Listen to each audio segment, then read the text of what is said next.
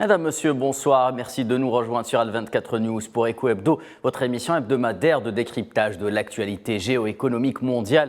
Et direction les États-Unis ce soir pour revenir sur le deuxième sommet États-Unis-Afrique, clôturé hier à Washington avec la participation de 49 chefs d'État et de gouvernements africains. Joe Biden déroule le tapis rouge à l'Afrique, donc notamment à travers la tenue d'un forum d'affaires bilatéral qui a porté sur les enjeux économiques des deux parties sur le continent noir. Et quoi qu'on en dise, il est difficile de ne pas penser que Washington cherche avant tout à contrer Pékin, sa route de la soie et son influence économique grandissante en Afrique.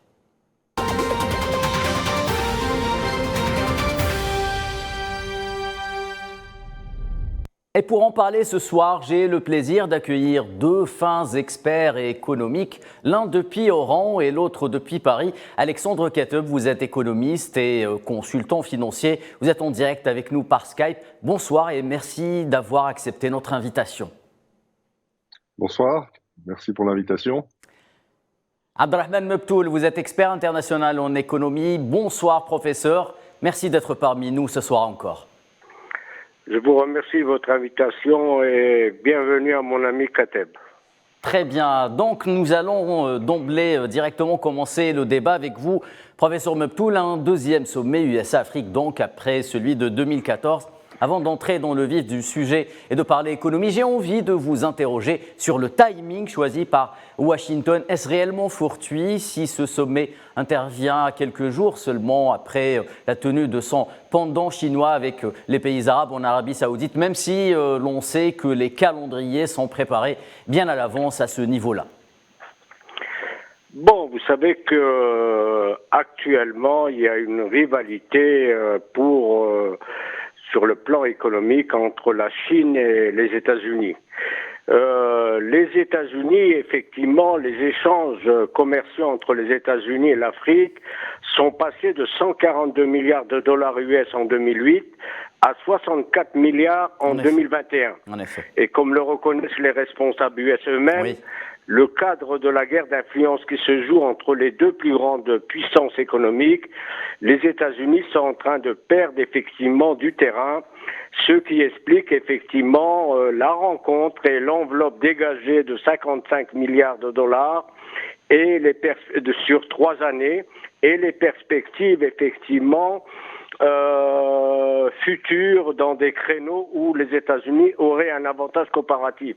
N'oublions pas que la Chine, selon l'agence chinoise des douanes, a enregistré au cours de l'année 2021 un montant record de 255 milliards de dollars, en n'oubliant pas les échanges comme on l'a vu dans la dernière émission avec le monde arabe en 2021 qui s'établissent à 330 milliards de dollars, avec une extrapolation à 500 milliards de dollars entre 2023 et 2025. Bon, n'oublions pas aussi des pays qui font une percée en Afrique, comme la Turquie, où le volume des échanges devrait atteindre 45 milliards de dollars en 2022. Et le point encore important, mais déclinant de l'Europe, selon les données du 1er janvier 2020, avant l'épidémie du coronavirus qui atteignait 151 milliards d'euros d'exportation et 152 milliards d'importation. Donc, pour répondre directement à votre question, c'est le sommet USA-Afrique se joue dans un contexte effectivement géostratégique mondial avec des tensions à plusieurs niveaux interdépendants, à la fois militaires, politiques et sociaux et économiques, et ne devons pas oublier un facteur déterminant du XXe siècle, le facteur culturel qui influe à terme sur les décisions politiques et les échanges économiques. Très bien, merci professeur Mebtoul pour ces données macroéconomiques. Monsieur Kateb, un accord commercial, donc en l'occurrence l'AGOA, lie les deux parties depuis 2000, permettant l'accès de plus de 7000 produits africains au marché américain sans droit de douane, moyennant également une faible fiscalité pour certains produits importés des États-Unis. 4,8 milliards de dollars d'échanges ont été annoncés l'année dernière grâce à ce mécanisme, sur un total de 64 milliards comme le professeur Mebtoul vient de le rappeler. Y a-t-il une place quelconque pour l'économie africaine aux États-Unis? Et comment évaluez-vous globalement la relation économique entre Washington et l'Afrique en dehors de ces chiffres? Merci. Tout d'abord, je tiens également à saluer le professeur Meptoul, que je connais bien et dont j'apprécie particulièrement les analyses. Je ne vais pas dire des choses redondantes par rapport à ce qu'il a dit concernant les chiffres Chiffres, oui. évoqués. Mm. Mais en effet, ce qui est important, c'est que cette relation entre les États-Unis et l'Afrique, je dirais qu'elle reste aujourd'hui relativement secondaire. Jusqu'à présent, en tout cas, elle était relativement secondaire dans l'agenda géopolitique et géoéconomique américain, Oui, qui était force est de le centré constater. surtout sur l'Asie et sur Oui, l'Europe. l'Europe notamment. Mais c'est vrai qu'avec l'AGOA, il y a eu quelques percées dans certains pays. En fait, l'AGOA, quand on regarde, c'est un accord qui est centré sur des pays qui, historiquement, ont des liens déjà importants Oui. avec les États-Unis. Il s'agit notamment de l'Afrique du Sud, de certains pays d'Afrique australe Angola également. et de pays, voilà, Angola également, et puis quelques pays d'Afrique de l'Ouest et de l'Est. Je citerai le Ghana notamment Oui. et le Kenya en Afrique de l'Est. Donc, en effet, l'idée, c'est vraiment de passer de cette relation avec quelques pays africains, triés sur le volet, à un partenariat de continent à continent. Et il s'agit vraiment d'une réponse à ce que la Chine propose ou même à ce que l'Union européenne tente de faire aussi avec le continent africain. Donc, c'est une relation qui est en devenir. Mais il y a aujourd'hui une volonté de rattrapage de la part des États-Unis. C'est très clair. Le président Biden s'inscrit dans les pas du président Obama, Obama, dont oui. il partage beaucoup d'analyses, évidemment, et qu'il a connu auparavant comme vice-président. Exactement. Donc il y a une continuité et une rupture, je dirais, peut-être par rapport à l'ancienne administration Trump, qui finalement regardait l'Afrique de haut et qui, hormis quelques pays pour lesquels il y a un intérêt géostratégique évident, pour les autres, vous connaissez la formule que Trump a utilisée pour qualifier les pays africains, hein, que je ne répéterai pas, mais Oui, ça de montrait, préférence. disons, voilà, ses Oui. préférences. Très bien, merci Monsieur Kateb. Professeur Meptoul, le Premier ministre algérien, justement, Ayman Abdelrahman, qui représentait le président Tebboune à ce sommet, n'a pas manqué de faire la promotion du marché algérien face aux opérateurs américains, des opérateurs qui, jusque-là, s'intéressaient essentiellement au secteur de l'énergie, faut-il encore le rappeler. Est-ce que cette configuration peut changer dorénavant, d'après vous? Bon, vous savez que il y a 4 mois, effectivement, les États-Unis considèrent l'Algérie comme un acteur important sur le plan de la stabilisation géostratégique de la région méditerranéenne africaine. Cela m'a été confirmé lorsque j'ai reçu personnellement, à titre d'expert indépendant, une visite de courtoisie de l'ambassadrice des États-Unis à Oran. Bon, concernant effectivement les relations entre les États-Unis et l'Algérie, le secrétaire d'État Anthony Blinken, lors de sa dernière visite en région MENA qu'il a conduit en Algérie, Oui. où le commerce bilatéral entre les États-Unis et l'Algérie était d'un montant de 1,2 milliard de dollars en 2020, a donné un autre chiffre pour 2021. Ce chiffre serait de 2,6 milliards de dollars. Le ministre du Commerce donne un montant de 3 milliards de dollars, en espérant pour les États-Unis de porter rapidement les échanges commerciaux entre l'Algérie et les États-Unis à 6,1 milliards de dollars. Oui. Mais n'oublions pas que l'Algérie, ses échanges principaux à plus de 50% dominés par les hydrocarbures, oui, se font avec l'Europe d'après les statistiques douanières, mais avec la percée effectivement de la Chine. Oui. La Chine était en 2020-2021 le premier fournisseur de l'Algérie avec une part de marché de 17%. Les exportations de la Chine entre 2020 et 2020, 2010 et 2020 ont avoisiné 76 milliards de dollars avec un important déséquilibre au profit de la Chine. Professeur, si vous permettez. 200 millions de dollars en 2000. Donc la Chine est devenue le 5e grand partenaire commercial de l'Afrique, c'est important, suivi effectivement pour l'Algérie, suivi de la France, de l'Italie et de l'Espagne. Les données internationales concernant l'envolée du prix des hydrocarbures et les réserves de change qui devraient clôturer selon le Premier ministre à 54,6 milliards de dollars, permettrait effectivement d'entrevoir une collaboration beaucoup plus étroite. Mais effectivement, comme l'a reconnu le secrétaire d'État US, c'est loin des potentialités. Notre Premier ministre a fait un travail de lobbying aux États-Unis, effectivement, afin d'attirer les investisseurs américains. Et il y a un segment qui les intéresse particulièrement, d'après ce que m'a dit l'ambassadrice des US, c'est le développement de l'agriculture en Algérie. Effet. Et je me permets justement, professeur Mebtoul, de rappeler que les États-Unis restent le premier contributeur d'IDE en Algérie. Une délégation, vous venez de le rappeler, le segment de l'agriculture qui intéresse tout particulièrement les Américains, une délégation d'hommes d'affaires et d'opérateurs justement du secteur de l'agriculture s'était rendue en janvier 2022 ici en Algérie pour prospecter d'éventuelles opportunités d'affaires. Effectivement.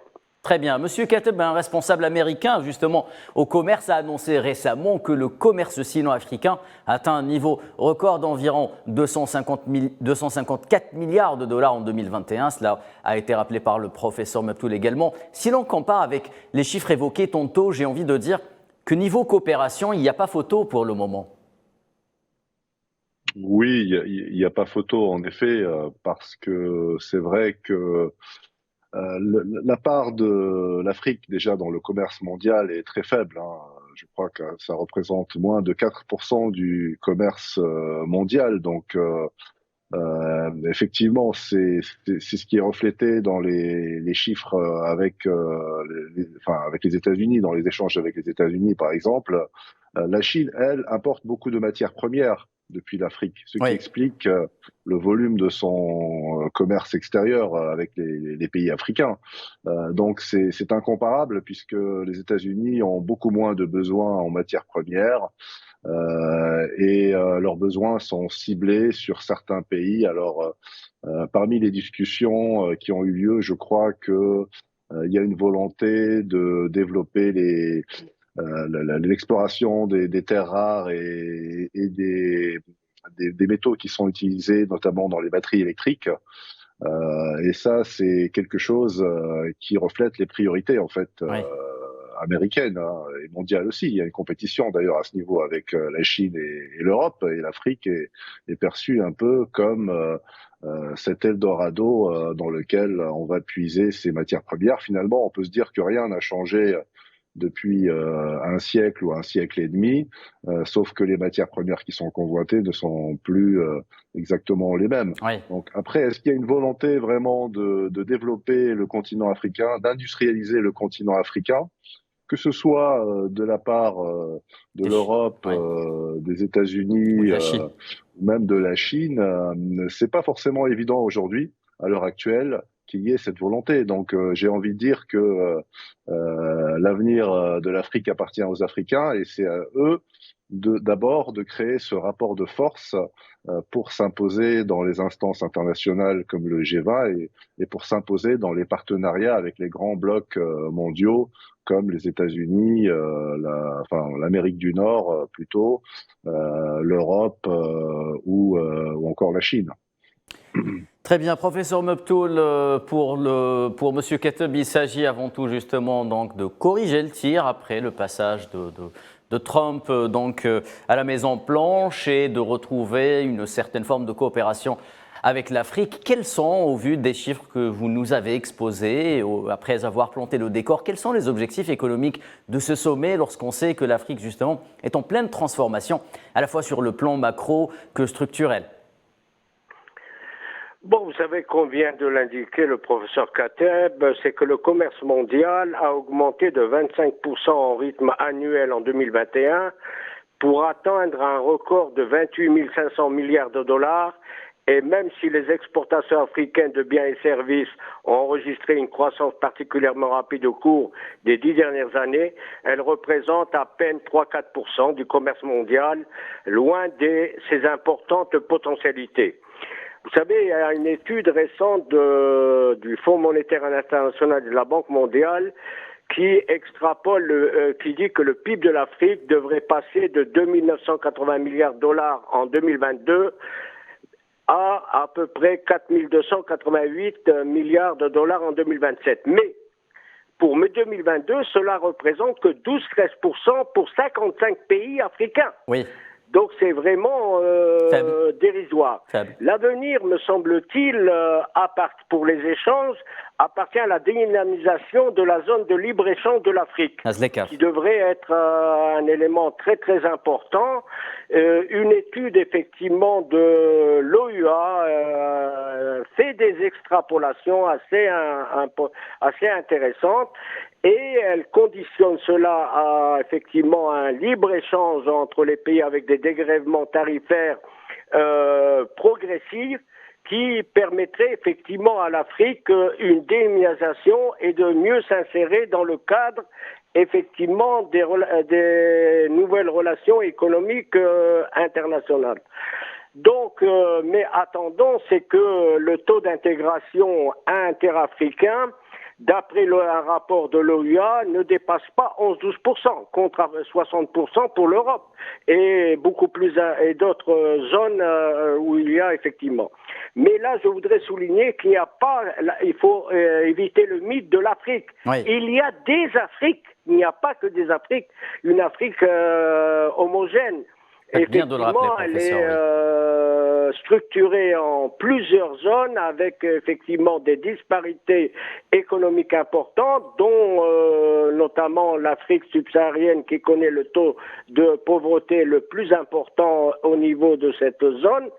Et là, l'avenir n'appartient pas à une intégration, ça serait un mythe de l'Afrique, mais des sous-intégrations régionales, hein. Oui.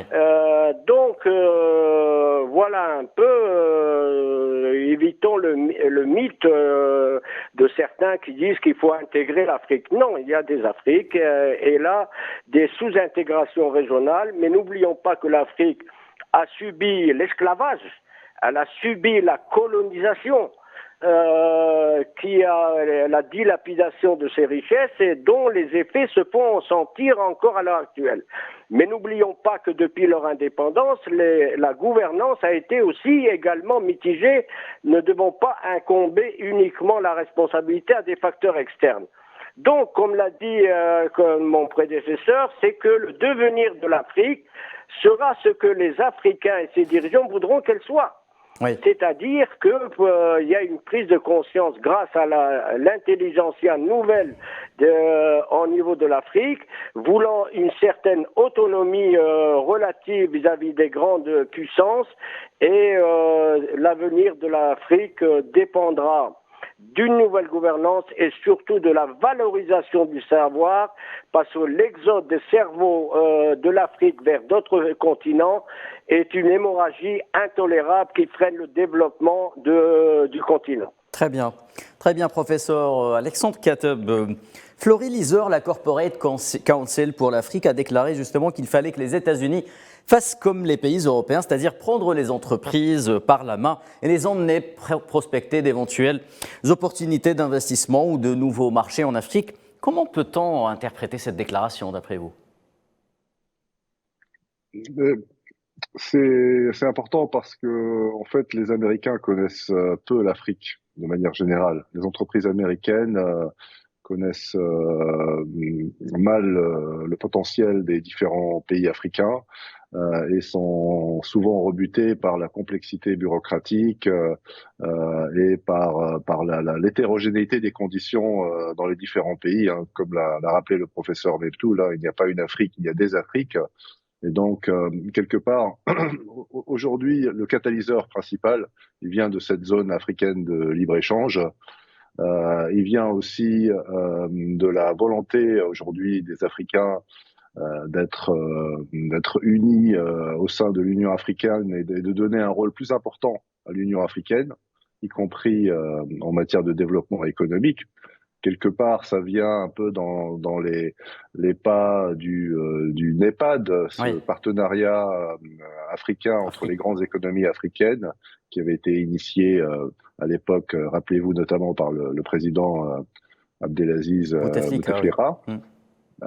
Mais en fait, effectivement, aujourd'hui, il y a surtout cette volonté, je crois, au niveau politique et géopolitique, de dire aux Africains, nous sommes là, vous pouvez compter sur nous, et la nature ayant horreur du vide, de ne pas les précipiter ou de les laisser davantage dans Entre les les mains des bras de la concurrents. Chine, Oui. voilà, ou de la Russie aujourd'hui, qui revient sur le continent africain, notamment dans les pays du Sahel, comme le Mali et le Burkina Faso. Donc il y a en effet cette dimension politique qui est primordiale dans ces échanges et qui reflète aussi les limites de ces échanges, puisque souvent quand il y a des déclarations officielles qui sont faites et des sommets entre chefs d'État, Oui. etc., ce qui en reste sur le terrain, c'est pas grand-chose. Et c'est pour ça que là, c'est aux différentes agences, aux différentes, disons, bureaucraties, mettre en œuvre des programmes et être dynamisés par l'agenda politique qui est mis en œuvre, sachant que dans 2 ans, il y aura de nouvelles élections aux États-Unis et donc Exactement. on Hmm. ne sait pas si cet agenda sera Hmm. reconduit ou pas. Notamment si les républicains venaient à revenir au pouvoir et notamment si c'est un certain Absolument. Donald Trump qui revient à la Maison-Blanche. Donc, Monsieur Kateb, essayez d'éviter à tout prix les effets d'annonce. Professeur Meptoul, justement, Joe Biden a énuméré de nombreux accords conclus et rappelé les grandes lignes de l'investissement pour le développement du continent africain. Pensez-vous que les Américains soient prêts à abandonner la logique de marché qui les a toujours économiquement liés à l'Afrique et peuvent-ils se tourner vers d'autres secteurs autres que celui de l'énergie qui soit stratégique beaucoup plus pour le continent? Et surtout, vont-ils les financer? Bon, au préalable, il y a un élément très important qui n'a pas été abordé au cours de cette conversation, c'est que cette rencontre, effectivement, a été faite pour contrer, effectivement, le poids croissant des BRICS, qui Oui, représentent 25% du PIB mondial en 2021 et plus de 43-44% de la population mondiale, avec des pays qui ont l'arme nucléaire comme le Pakistan, l'Inde, la Russie et la Chine. Donc c'est un élément très important, notamment pour contourner la stratégie de la route de la soie.